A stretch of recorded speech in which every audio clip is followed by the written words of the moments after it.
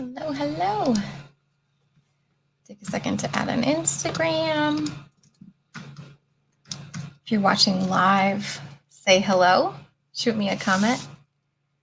Let me know where you're watching from. If you are watching the replay, hello, and thank you for watching the replay. I clearly just got out of the shower. Didn't even have time to do my makeup or anything, but I'm happy to see you and get to spend some time with you. Let me check and make sure Instagram's going. There we go. Got a cat right up front.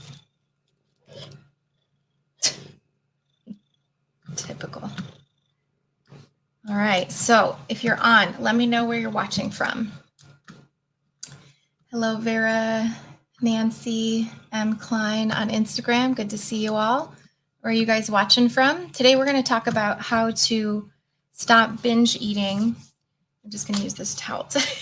My ears are still wet from the shower. How to stop binge eating without dieting. And when I say binge eating, I also mean overeating, emotional eating, any kind of that. Hey, Michelle from Ohio, M. Klein on Instagram, and Vera from Denver, Colorado on Instagram. Good to see you guys. YouTube, let me know where you're watching from. And we got LM Nichols from New Jersey. Good to see you on Instagram. Hello, all. Hey, Malin Hurst. Good to see you as well. Northern California, Nancy. Good to see you. I'm glad you're here. Today, we're going to talk about how to stop binge eating / overeating / emotional eating without dieting.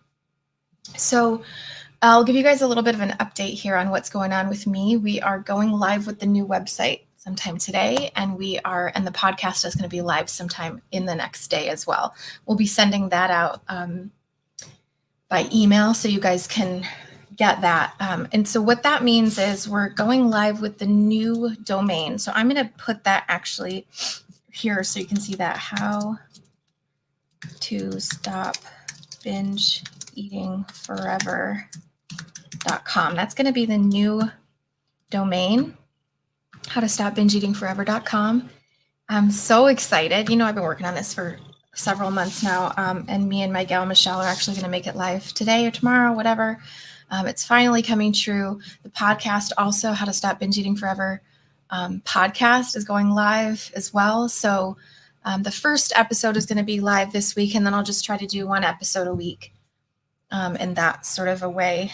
And we'll try to keep up with that. And I'm really just giving you everything in what I'm doing now. I'm going to tell you all the things. Hey, Judy, here from Tualatin, Oregon. Always great to see you too. And yeah, so going live with all that today. It's been long enough. We're getting ready to do it now. So very exciting. Today, I just wanted to talk a little bit about how do we actually stop overeating? How do we actually stop binging even? Good day. Good to see you, Judy. So let me know in the comment section, if you guys can, take a second to just let me know, what are some of the reasons that you end up overeating? Let me know in the comments. What are some of the things that kind of trigger you, so to speak, to have you overeat? And I'm going to give you guys a little bit of a starter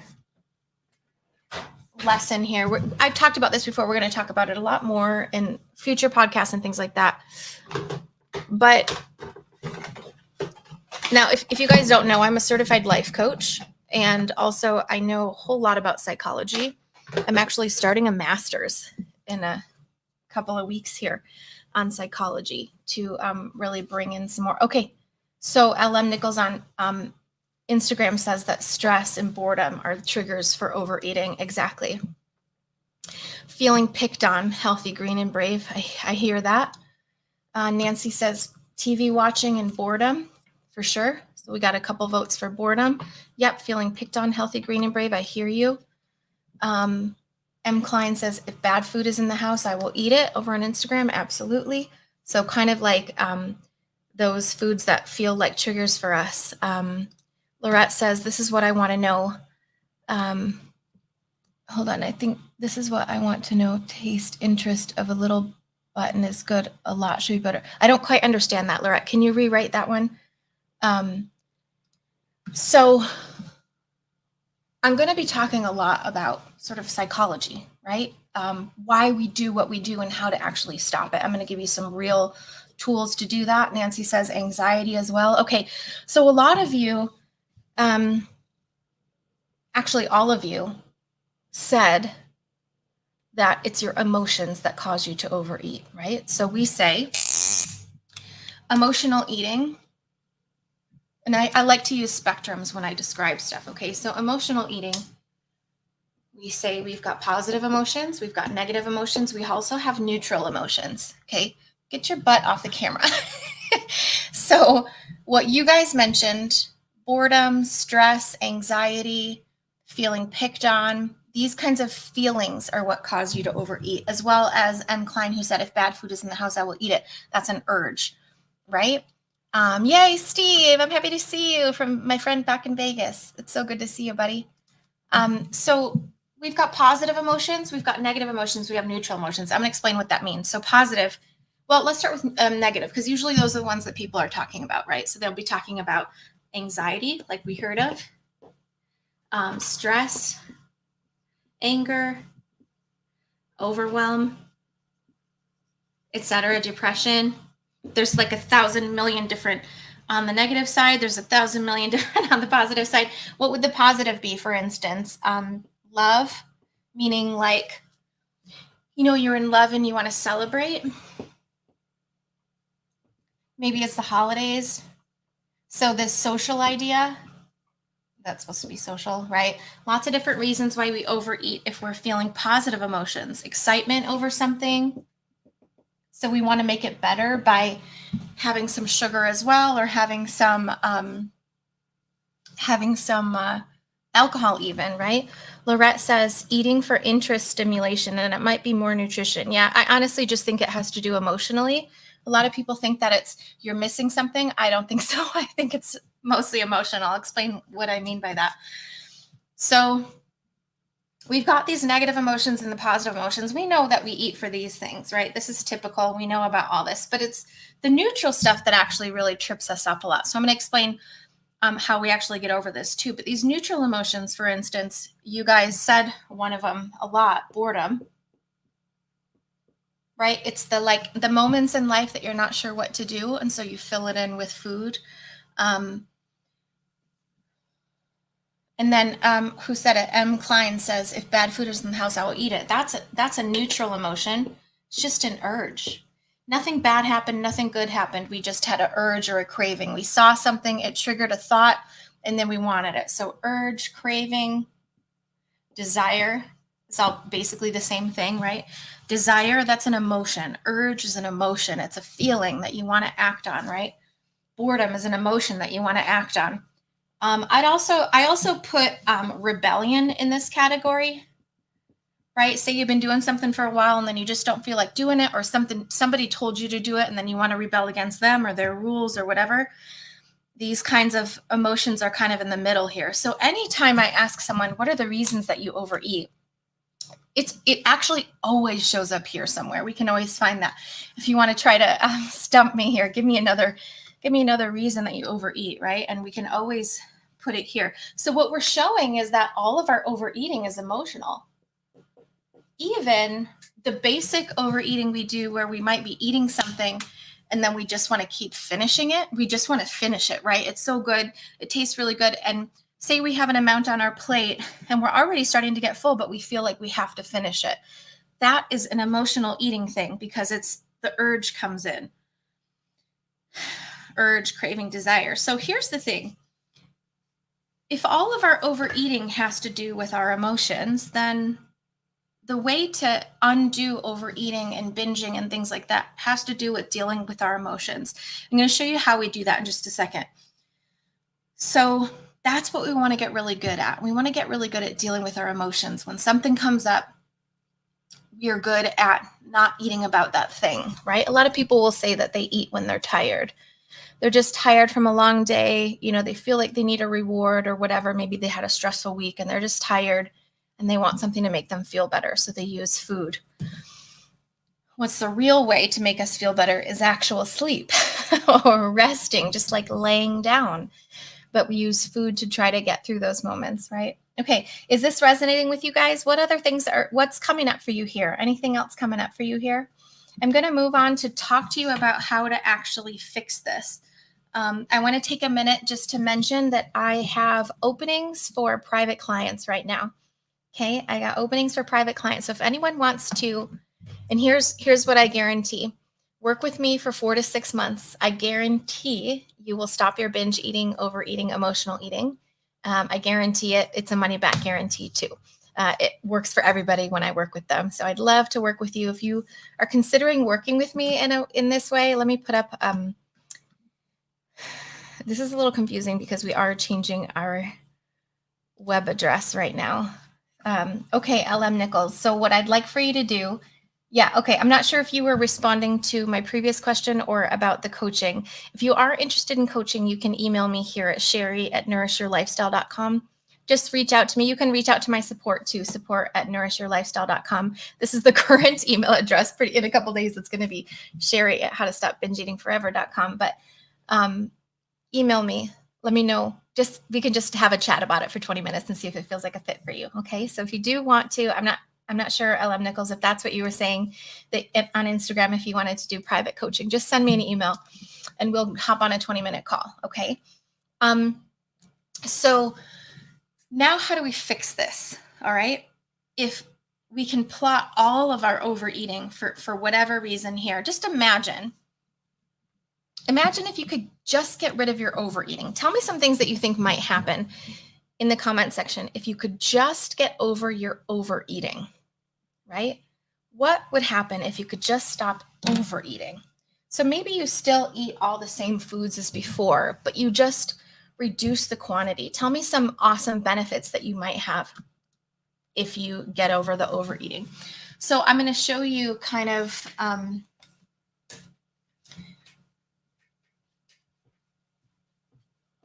let's say you're someone who's, I don't know, 5'5", and in order to be able to maintain your current body weight, say you need to eat 1,800 calories a day. This is just a little math. We don't actually have to do math like this when we're eating, but I'm just showing you this for demonstration purposes.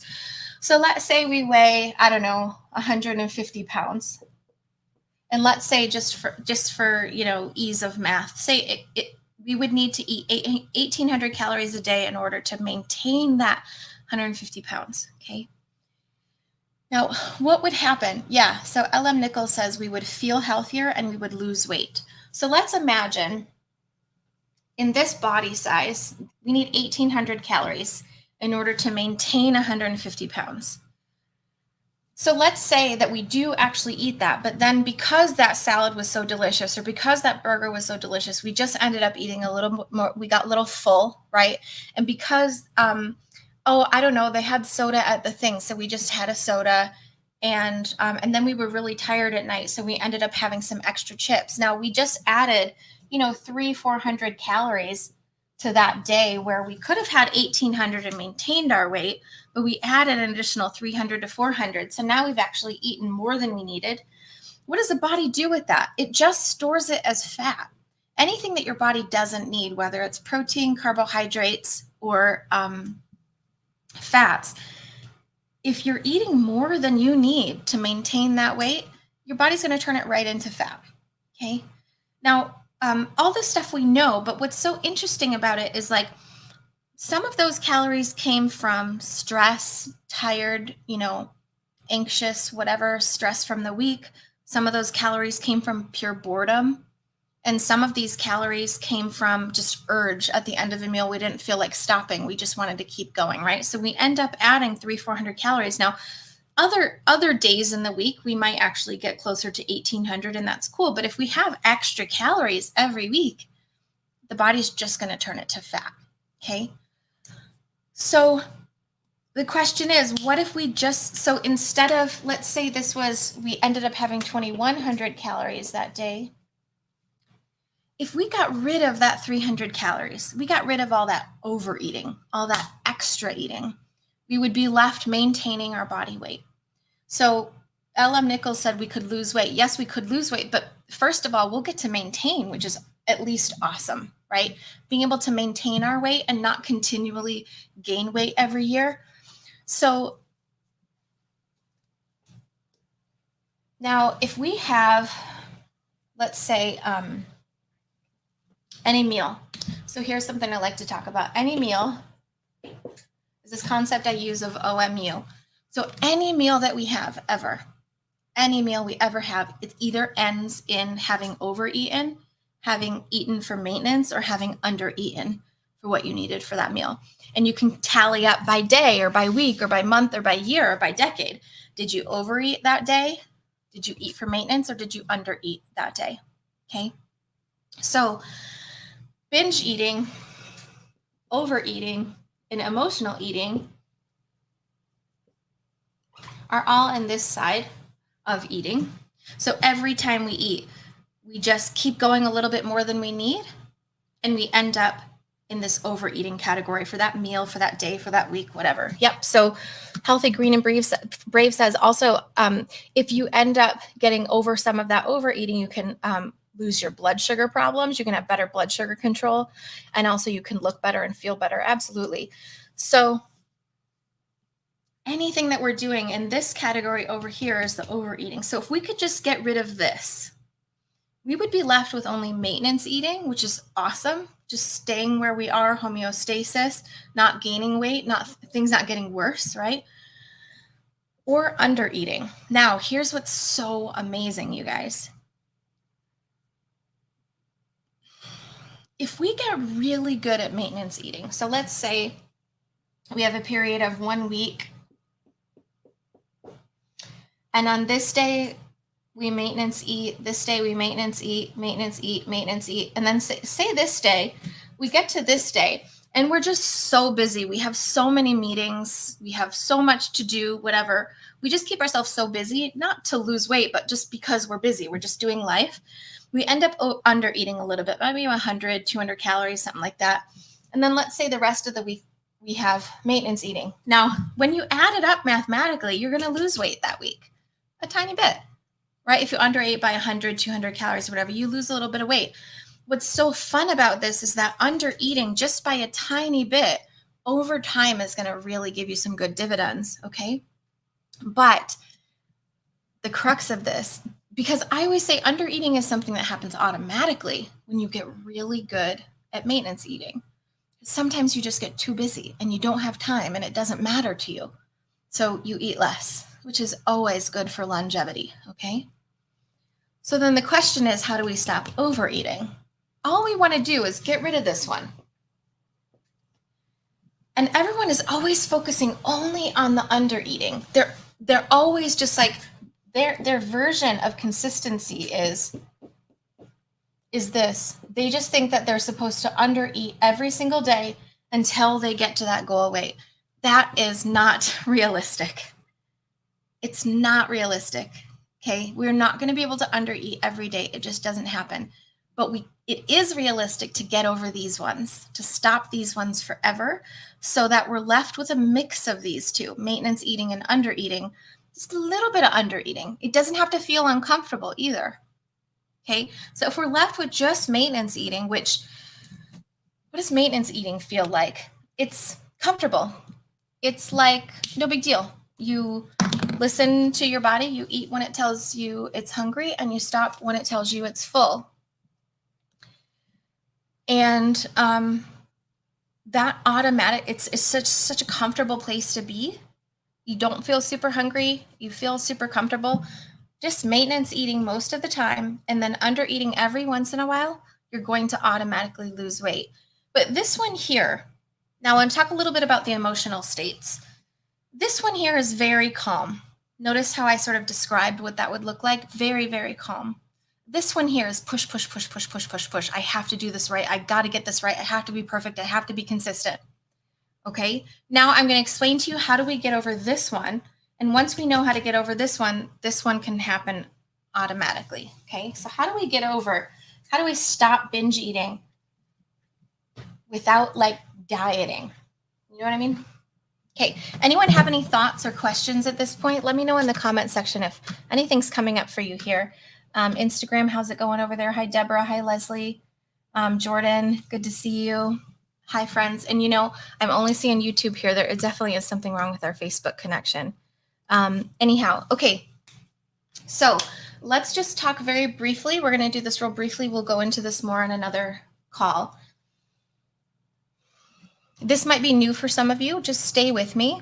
And after we're done doing this call, just let it kind of simmer around in your head and see what happens. So the idea here is if we take our inner psyche and how we operate internally, right? We would say that our thoughts are what create our feelings. Okay, this one alone can be mind-blowing for some folks because what we're saying is that our feelings are not coming from what someone else is doing, right? So our husband didn't put the toilet paper back on the roll. Our annoyance does not come from the fact that he didn't put it on the roll, but about our thoughts that he should be the kind of person that puts the toilet paper back on when it's empty. Do you see that? It wasn't the fact that he didn't refill the toilet paper roll. It was that we were thinking he should, and that made us feel annoyed. He's not the kind of guy that's going to put it on every time. And when we expect him to, when we have expectations of what something should be like, you're always going to be disappointed when it's not that way. So therefore, we're in control of our own emotional state at all times. It doesn't matter. Oh, good. I'm so glad, Jordan. She says, this is my first live of yours. I'm joining. Very helpful information. Thank you for sharing. You're very welcome. I'm glad you're here. Thank you for letting me know. So what we're saying is that it is actually our thoughts about something that cause our feelings. So for instance, let's say a hurricane is barreling towards us. I use this example a lot. It's the perfect example. Hurricane barreling towards us, and we think, oh my God, I'm going to die. This is horrible. This shouldn't be happening.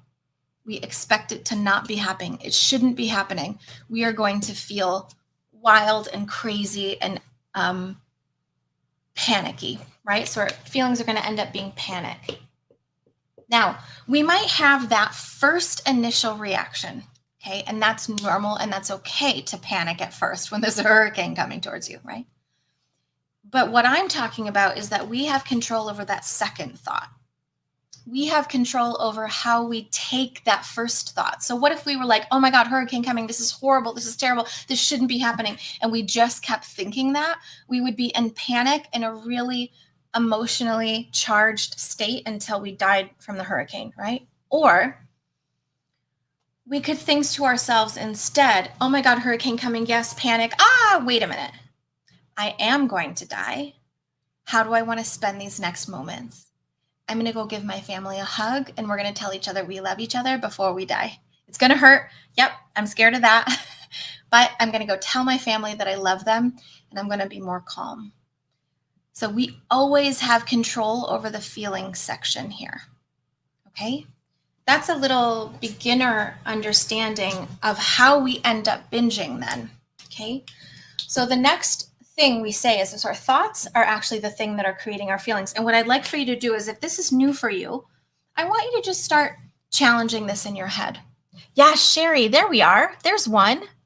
I don't think you're seeing any comments on Facebook. Sherry, you're the first Facebook comment that I've seen in a long time. I wonder why no one comes on from Facebook anymore. Everyone is here from YouTube, but it's good to see that it's actually working. So thank you for commenting, Sherry. That's helpful. Okay.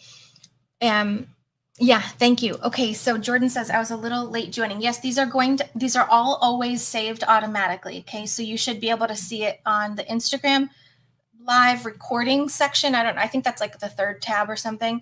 And then you can also see it on Facebook. They always get automatically uploaded there. Okay.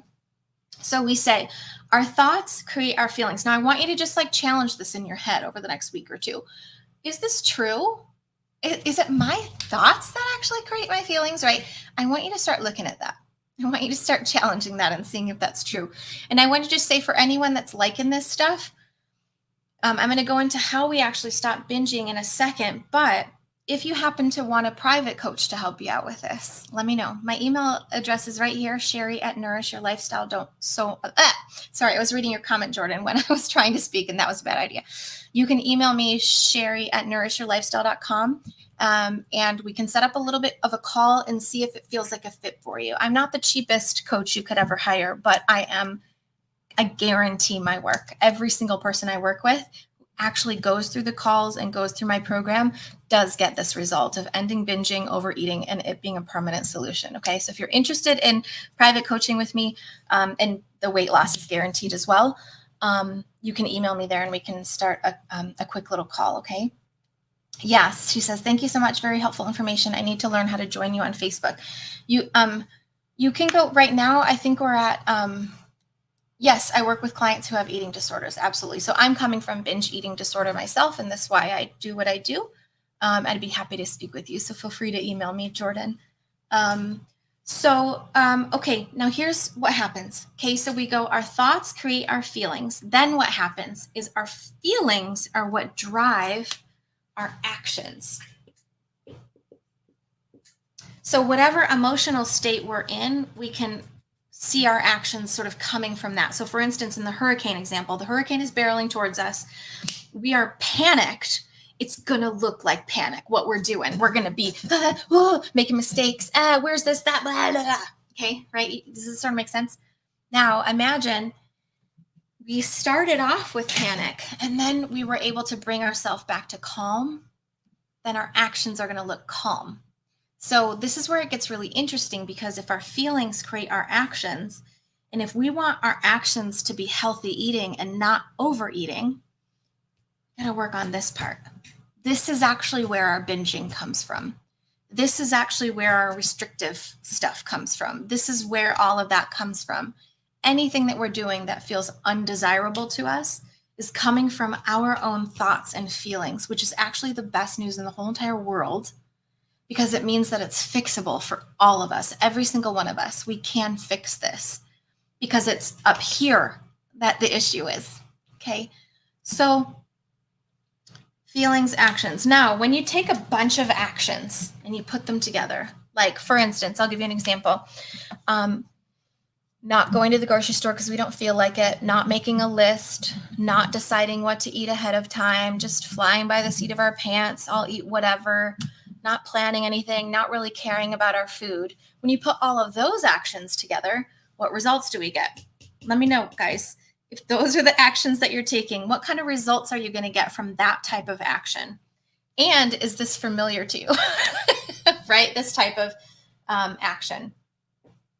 So what we say is when we have a bunch of actions and we put them all together, it creates our results. It creates what the number is on the scale or that sort of a thing.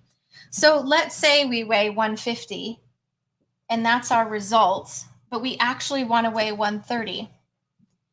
All we have to do, and this is where it gets really fun, all we have to do is work backwards in this way of thinking here. So if we want to lose 20 pounds, what are the actions we need? Well, we need to eat less, move more. That's the easy stuff. But how do we actually eat less when we don't feel like it? How do we actually move more when we don't feel like it, when our feelings are not supporting those actions? Then we've got to go to our thoughts and see what we're thinking about that. Okay, so typically what will happen here is, and when I work with a client, the way that this works is, and I'm taking on private clients now, feel free to email me. Typically how this will work with a client, we'll do 4 to 6 months worth of coaching once a week-ish, sometimes once every couple of weeks, once every 3 weeks, depending on what's going on with the client and where we are in our coaching. What we're going to be doing is exploring this area. Most of the time, when you get into any kind of a diet program, they're only telling you what to do. Here, you should eat keto, you should have this many carbs, this much macros, you should not eat carbs, you should this, you should that. They just tell you the actions to take, but they don't tell you how to actually do it when you don't feel like it, right? And I'll say that in my experience, the whole reason that we don't do something is because we don't feel like it in the moment.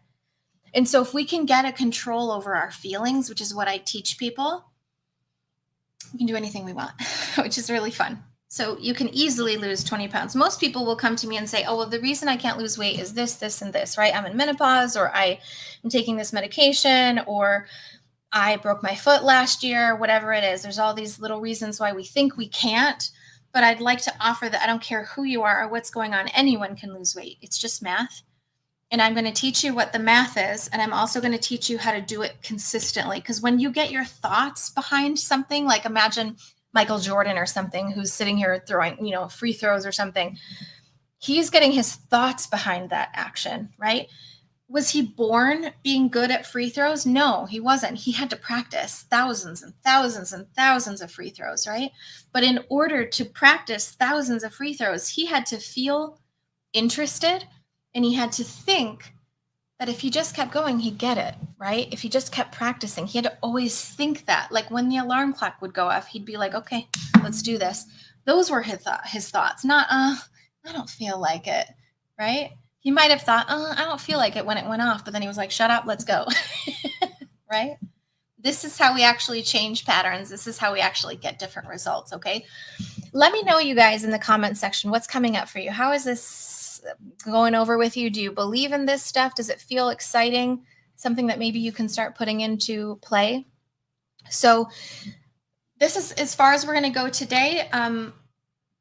In order for us to actually eat more salads, right, grocery shop more, get off the couch more, things like that, our thoughts and our feelings need to be aligned. And as a life coach, certified life coach, as well as I'm going to be starting my master's in psychology pretty soon and all that, really understanding behavior and motivation, that is my specialty. I'm not interested in the behavior and motivation that it takes to lose the weight and be done losing the weight. I'm interested in the behavior and motivation that you're going to be able to sustain for the rest of your life.